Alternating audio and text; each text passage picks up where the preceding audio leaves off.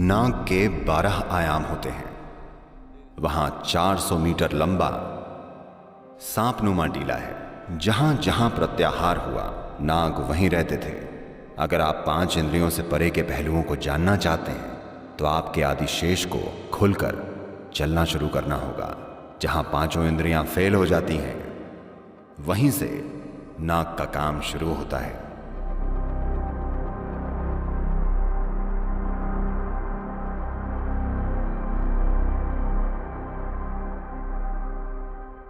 भारत में नाग के 12 आयाम हैं जिनकी पूजा की जाती है।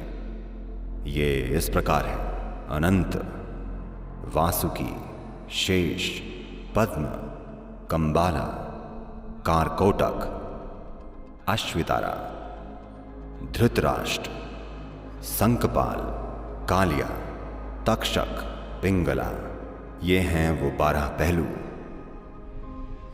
ये 12 पहलू कैलेंडर के 12 पहलुओं से भी जुड़े हुए हैं। वही पहलू जिनमें लोग सितारों और उन चीजों को पढ़ते हैं। वाकई दुनिया भर की अलग अलग संस्कृतियों में आप इसके संकेत और प्रमाण, सांकेतिक प्रमाण देख सकते हैं। पिछले 20,000 सालों में दुनिया भर में ऐसी कई कलाकृतियां बनी हैं जिनमें दिखाया गया है कि कैसे सांप ने उन जनजातियों की रहस्यमय यात्रा में एक महत्वपूर्ण भूमिका निभाई है। रूस से चीन तक, बेशक भारत में, अफ्रीका, मिस्र, ग्रीस, दक्षिणी अमेरिका, उत्तरी अमेरिका, हर जगह इसे दर्शाने वाले सांपों के प्रतीक मौजूद हैं।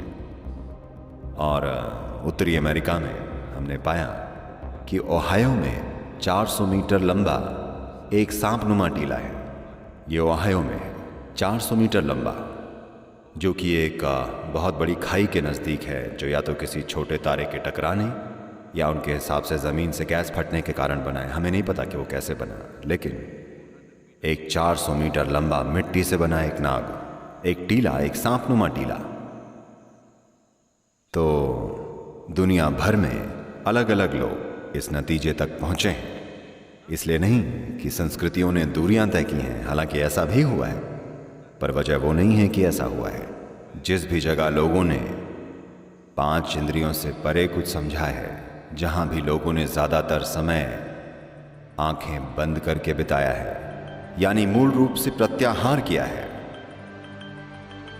प्रत्याहार यानी आपने इंद्रियों को खुद में समेट लिया है।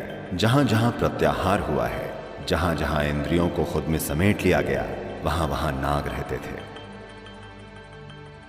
वहां लोगों ने विकास की प्रक्रिया के उस शेष बचे हिस्से के आयाम के महत्व को पहचाना, जो विकास के साथ साथ हमारे अंदर बचा रह जाता है, और कैसे हम उसे सक्रिय कर सकते हैं, और कैसे ये हमें हमारी इंद्रियों की सीमाओं से परे ले जाकर हमारे विकास की एक प्रक्रिया बन सकता है। शिव के गले के चारों ओर जो सांप है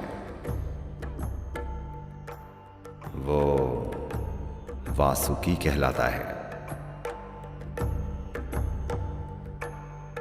But the Vishnu's snake is referred to as Shesha. लेकिन विष्णु के सांप को शेष कहा जाता है। अगर आप ये ना जानते हो, आप में से वो लोग जिनको दक्षिण भारत की लोकल भाषाओं में शुरुआती स्कूली शिक्षा मिली है, अगर आपने ये पढ़ा है, मुझे नहीं पता कि तमिल में क्या शब्द है, पर तेलुगु और कन्नड़ में अगर आप मैथमेटिक्स सीख रहे हैं, शेष यानी रिमाइंडर। मैथमेटिक्स में ये एक सामान्य चीज़ है, शेष। तो उसी शब्द को यहाँ प्रयोग में लाया गया है, यानी शेष, क्योंकि ये सांप या यही नाग उस चीज़ का प्रतीक है जो हमेशा शेष रह जाता है।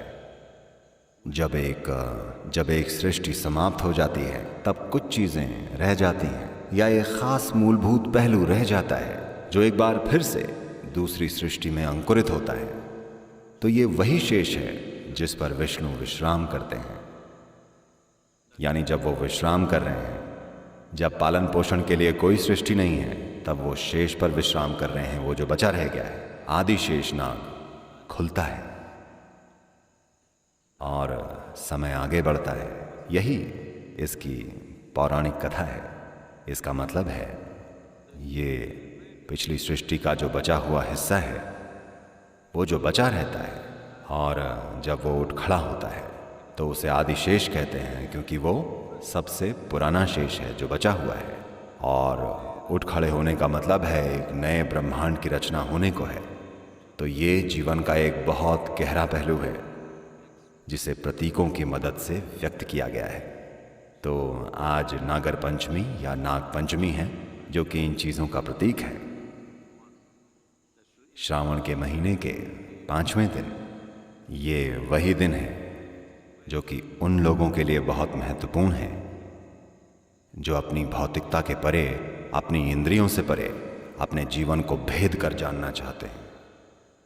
ये केवल अनुभव करने की बात नहीं है या आत्मज्ञान की या मुक्ति पाने की बात नहीं है, ये जानने के बारे में है। अगर आप जानना चाहते हैं तो शायद हर कोई जानना नहीं चाहता, जो कि ठीक है।